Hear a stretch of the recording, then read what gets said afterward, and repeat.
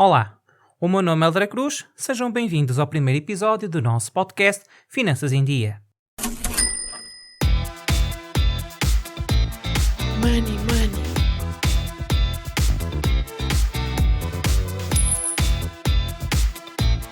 Money, money.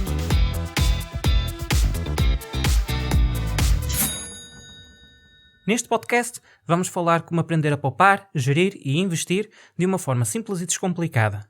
Vamos procurar quebrar alguns tabus em relação ao dinheiro e o nosso relacionamento com ele. Haverá também espaço para exporem as vossas dúvidas e sugestões.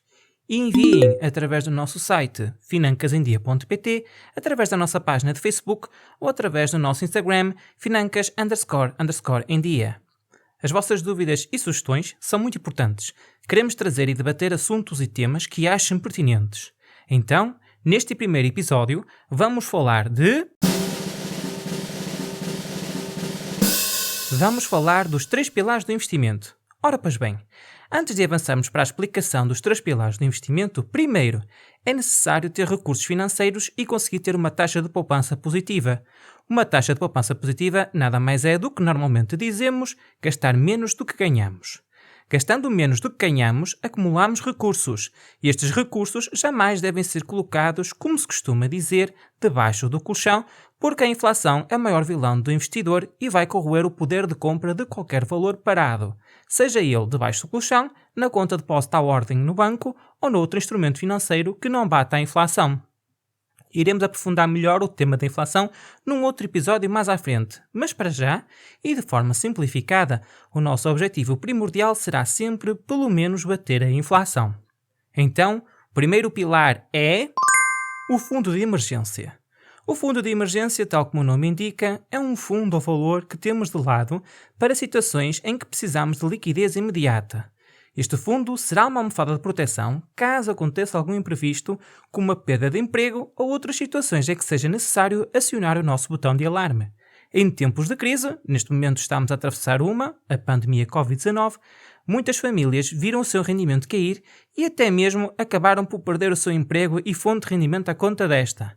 Nestas alturas, é imperioso ter este fundo de emergência criado, de forma a termos suporte para pagar as nossas despesas mensais e honrar os nossos compromissos. Este fundo deverá corresponder entre 6 a 12 meses das suas despesas mensais.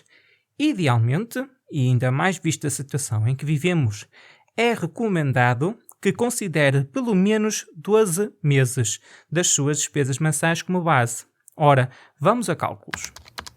Suponhamos que a família X, depois de já terem feito um apanhado de todas as suas despesas mensais, ela necessite de 500 euros por mês. Vamos assumir para este cálculo um fundo de emergência para 6 meses, que mais uma vez, repito, deverá ser o mínimo a considerar.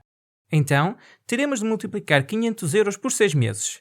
Neste caso, a família X terá de ter, no mínimo, 3.000 euros no seu fundo de emergência. Antes de avançarmos e começarmos a pensar em investir, o nosso foco será primeiro construir este fundo, o fundo de emergência. E agora vocês perguntam, então Helder, este fundo de emergência deverá estar num depósito à ordem para termos rápido acesso a ele? E a minha resposta é... Não porque existe a inflação, como já tinha referido. Este fundo poderá e deverá estar aplicado em algum instrumento financeiro em que seja fácil o acesso a este valor e que, ao mesmo tempo, não esteja completamente parado. Para construirmos este fundo, o ideal seria todos os meses colocar no mínimo 10% do nosso salário mal o recebemos. Feitas as contas, supomos que recebemos 1.000 euros por mês de salário e queremos colocar 10% do nosso salário no fundo de emergência. Neste caso, seriam 100 euros para o nosso fundo de emergência. Alguns poderão conseguir poupar 10%, outros 20% ou mais, outros 5% ou menos, não importa. O que realmente é importante é que este fundo seja criado e que consigamos reforçar o mesmo, nem que seja 1 ou 2 euros. É sempre melhor do que não ter o fundo de emergência criado. Este fundo é a base das nossas finanças pessoais. Irá nos permitir ter mais segurança e estabilidade na nossa vida e também será importante mais à frente no que toca aos nossos investimentos. Vamos falar agora do segundo pilar dos investimentos. Investimentos a médio prazo. Depois de termos o fundo de emergência criado e com valor garantido para pelo menos 6 a 12 meses das nossas despesas mensais, podemos então avançar para os investimentos de médio prazo. Um disclaimer. Dependendo sempre do seu capital para o longo prazo conjuntamente. Para este tipo de investimento estão incluídos, como por exemplo, certificados de tesouro, PPRs e entre outros.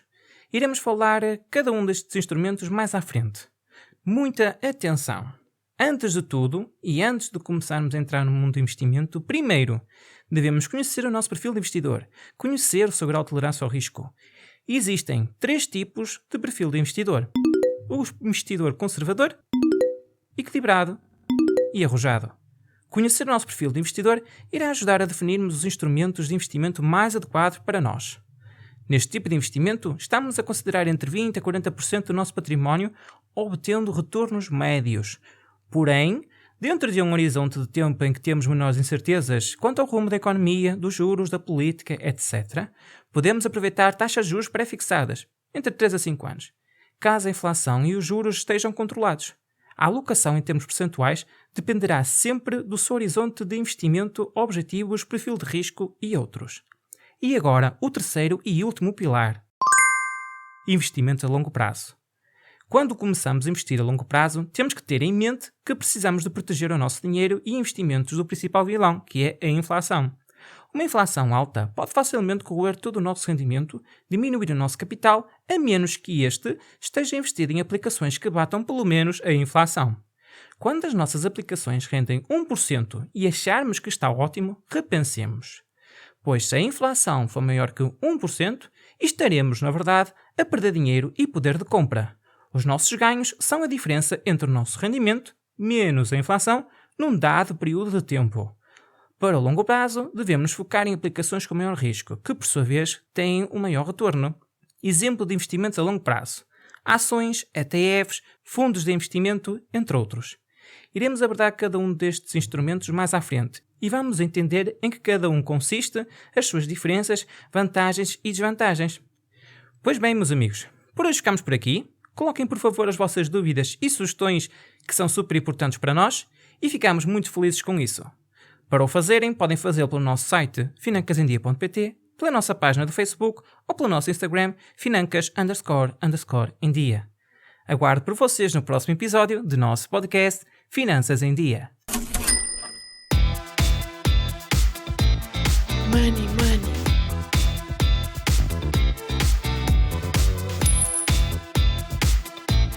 Money, money.